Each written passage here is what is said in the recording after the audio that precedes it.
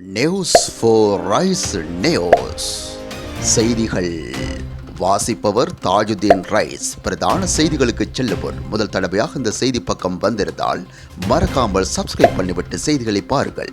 தொடர்வது விரிவான செய்திகள். ஜனாதிபதி அனுரகுமார திசாநாயக்க தலைமையிலான புதிய அரசாங்கத்தின் முதலாவது அமைச்சரவை கூட்டம் இன்று நடைபெற்றுள்ளதாக தெரிவிக்கப்படுகிறது. குறித்த கூட்டமானது இன்று காலை 10 மணிக்கு ஜனாதிபதி தலைமையில் இடம்பெற்றுள்ளது. 22 அமைச்சர்கள் அடங்கிய புதிய அமைச்சரவை நேற்று காலை பதவி பிரமாணம் செய்து கொண்டனர்.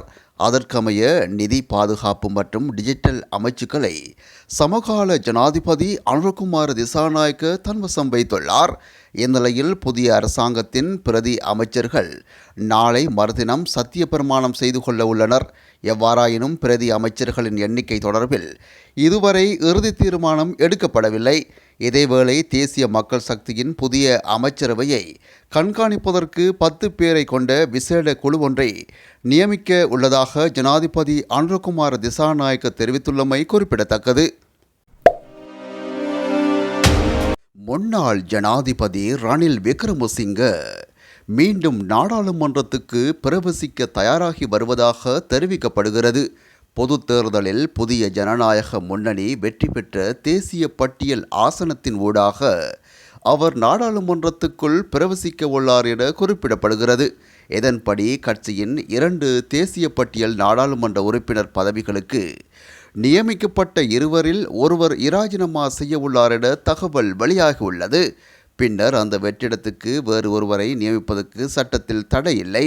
இதனால் இந்த இடத்துக்கு ரணில் விக்ரமசிங்க நியமிக்கப்பட உள்ளார் என குறிப்பிடப்படுகிறது.